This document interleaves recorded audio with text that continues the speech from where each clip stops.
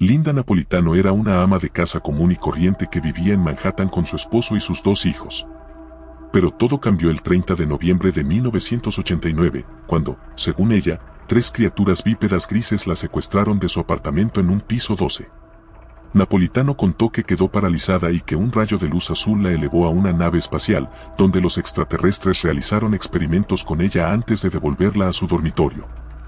El supuesto secuestro de Napolitano fue ampliamente publicitado por el ufólogo Bud Hopkins, quien afirmó que 23 testigos habían visto a Napolitano elevarse por el cielo y entrar en un ovni cerca del puente de Brooklyn esa noche, incluido un importante funcionario del gobierno que se rumoreaba que era el secretario general de la ONU, Javier Pérez de Cuéllar. Si estaba alucinando, declaró Napolitano a Vanity Fair en 2013, entonces los testigos vieron mi alucinación. Eso suena más loco que todo el fenómeno de las abducciones. Sin embargo, algunos han cuestionado la credibilidad de la historia, señalando que la identidad de la mayoría de los presuntos testigos nunca ha sido verificada. Aún así, el caso de Napolitano sigue cautivando a los entusiastas de los extraterrestres hasta el día de hoy, tanto que su historia volverá a ser explorada en un nuevo documental de Netflix, Abducción alienígena en Manhattan. Alrededor de las 3 de la madrugada del 30 de noviembre de 1989, Linda Napolitano afirmó que dormía junto a su esposo cuando despertó de repente. En el fondo, presentía que algo no andaba bien, que algo estaba en la habitación con ella. Al mirar a su alrededor, supuestamente vio a un grupo de pequeños seres grises de pie sobre ella, mirándola con ojos negros. Según Napolitano, los extraterrestres le ordenaron que se callara en un extraño lenguaje telepático, y se quedó paralizada e incapaz de pedir ayuda a su esposo. Napolitano reclamó un rayo azul brillante que atravesó su ventana y la levantó de la cama hacia el cielo nocturno y la introdujo en una gran nave espacial ovalada.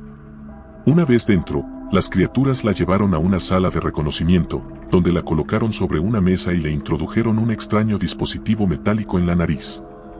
Entonces, Napolitano se despertó en su cama junto a su marido como si nada hubiera pasado. Al principio, Napolitano descartó esta terrible experiencia como un sueño increíblemente vívido. Sin embargo, poco después, notó un extraño bulto en la nariz. Dijo que fue al médico para que lo revisara, y una radiografía supuestamente tomada de su conducto nasal pareció mostrar que realmente tenía algo alojado. Más tarde, un especialista en garganta y nariz supuestamente examinó a Napolitano y descubrió que el objeto había desaparecido, pero que había una acumulación de cartílago que sugería que algo se había alojado allí recientemente. Napolitano contó su historia a Bud Hopkins, artista y ufólogo con décadas de experiencia en la investigación de fenómenos extraterrestres.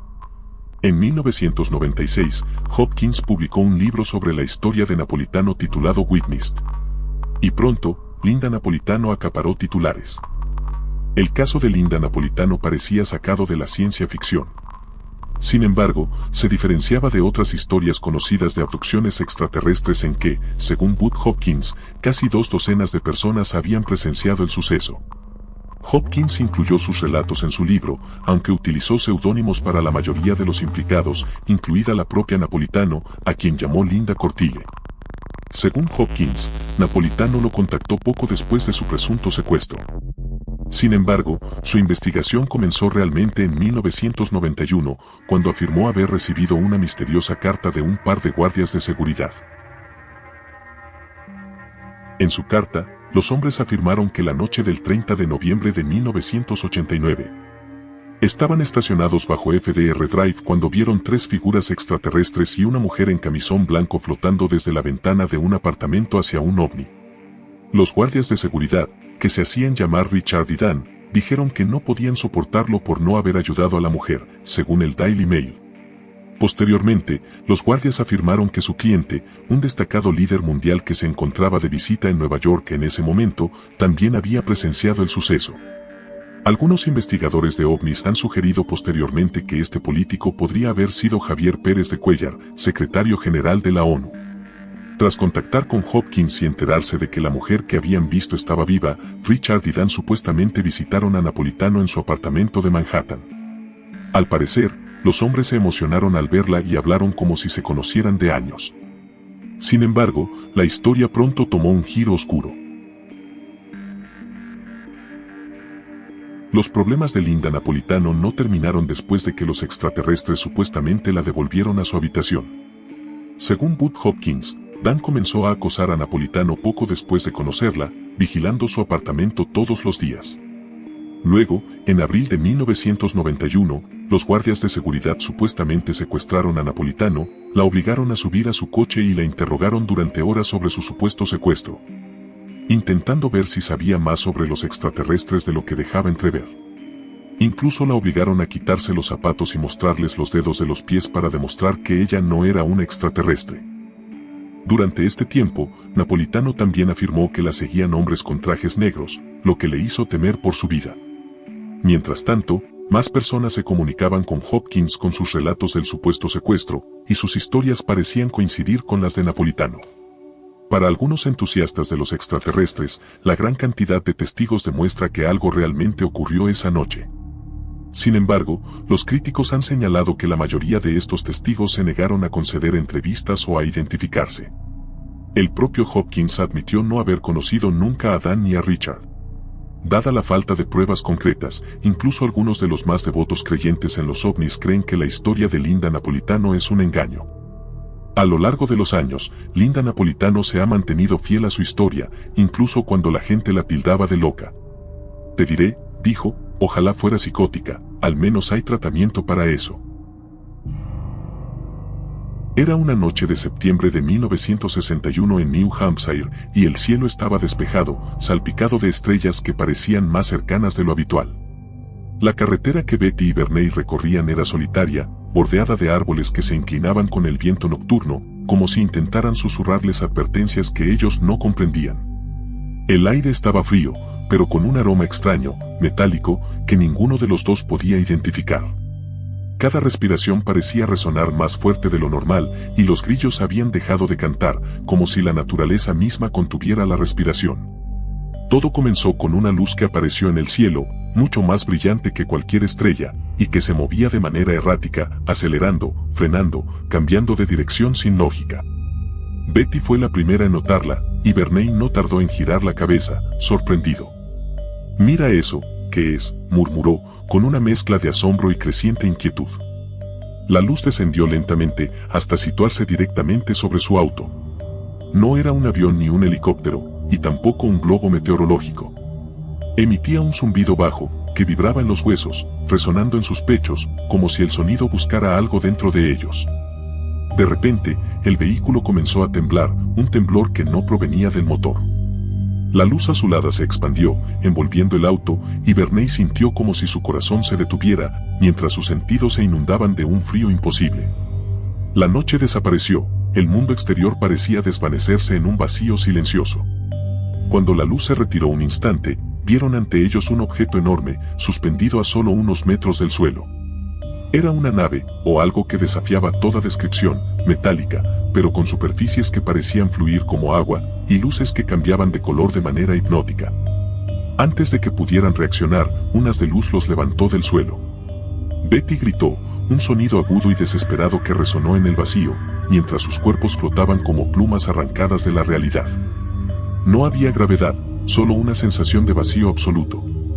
Sus mentes, sin embargo, permanecían despiertas y podían sentir cada músculo tensándose, cada nervio estremeciéndose, mientras sus cuerpos eran examinados por presencias que nunca podrían catalogar. Los seres que los rodeaban eran altos, delgados, con cabezas grandes y ojos negros que parecían absorber la luz. Sus extremidades eran extrañas, articuladas en ángulos que parecían imposibles. No hablaban, pero Bernie y Betty percibieron pensamientos, sensaciones, imágenes que se proyectaban directamente en sus mentes, mostrando mundos que no deberían existir. Era un idioma sin palabras, un lenguaje de intuición pura y fría. Durante lo que pareció una eternidad, los seres inspeccionaron sus cuerpos. Les colocaron dispositivos que irradiaban luces sobre la piel, penetrando como si leyeran su interior. Había sondas finas que rozaban la médula, y Betty sentía un hormigueo que subía por su columna, como si sus pensamientos se estuvieran transmitiendo hacia alguna conciencia externa. Bernie percibió un frío intenso, mezclado con un calor ardiente que recorría su torso y su cabeza. El zumbido profundo en sus oídos crecía y decrecía, y parecía comunicarse con ellos de manera directa, aunque no entendían nada de lo que transmitía. Luego, todo cambió. Sus mentes fueron proyectadas a escenarios que no tenían sentido, paisajes donde la geometría se retorcía, cielos que parecían sólidos y suelos que flotaban. Vieron ciudades de cristal iluminadas por soles múltiples, mares que brillaban con luces imposibles y criaturas que flotaban entre dimensiones que la mente humana no podía comprender.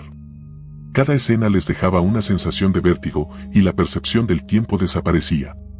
Betty sintió que habían pasado horas, mientras que para Verney parecía que solo habían sido segundos.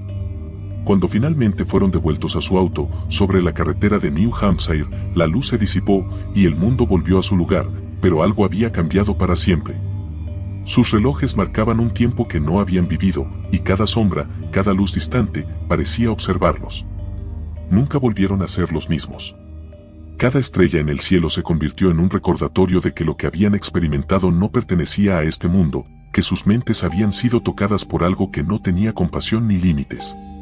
Con el tiempo, Verney y Betty contaron su historia bajo hipnosis, reconstruyendo recuerdos fragmentados que desafiaban la lógica. Explicaron cómo sus mentes habían sido analizadas, cómo sus recuerdos habían sido manipulados, cómo habían visto el futuro y el pasado en un mismo instante, y cómo sentían que algo permanecía dentro de ellos, acechando, esperando. Algunos investigadores creyeron en la abducción, otros la descartaron, pero ambos coincidieron en algo: los Hill habían sido marcados por algo que la humanidad jamás podría comprender plenamente. Cada noche, Betty sentía un escalofrío recorrer su columna, y Verney, al mirar las estrellas, notaba una presencia silenciosa que parecía seguirlo desde cualquier punto del cielo. El miedo se convirtió en parte de sus vidas, y la certeza de que el universo es más grande y más oscuro de lo que podemos imaginar se convirtió en un pensamiento constante, imposible de ignorar. Porque algunas noches, cuando la bruma cae sobre la carretera y el viento silba entre los árboles, todavía puedes ver una luz azul que flota, silenciosa, observando, y sabes que no todos los que miran al cielo regresan con su mente intacta. 1975, Arizona. Travis Walton estaba trabajando con un equipo de leñadores en el bosque cuando una luz intensa apareció entre los árboles. Lo que al principio parecía un resplandor extraño, pronto se convirtió en un objeto flotante metálico, suspendido en el aire y emitiendo un zumbido que vibraba en la tierra y en sus cuerpos. Antes de que sus compañeros pudieran reaccionar, Travis fue envuelto por un rayo azul que lo levantó del suelo. La sensación era aterradora, se sentía suspendido en un vacío absoluto, sin aire ni sonido, solo un frío que penetraba hasta los huesos. Su conciencia se desplazaba, flotando separada de su cuerpo, observando cómo seres altos y delgados lo examinaban con sondas que parecían fusionar carne y mente. Las luces dentro de la nave cambiaban de color según sus pensamientos, y Travis percibía imágenes de lugares imposibles, mares que brillaban con luz propia, estructuras flotando en el aire. Criaturas que se movían con geometrías que no deberían existir. Cada segundo era interminable y confuso, la noción de tiempo desapareció por completo. Cuando fue devuelto a la Tierra, 5 días después, Travis estaba desorientado y débil. Sus recuerdos eran fragmentos confusos y perturbadores, y la sensación de vigilancia nunca lo abandonó. Cada luz en el cielo, cada sombra entre los árboles, parecía un recordatorio de que lo que había experimentado no era fantasía, era real, y algo de ese lugar lo había marcado para siempre.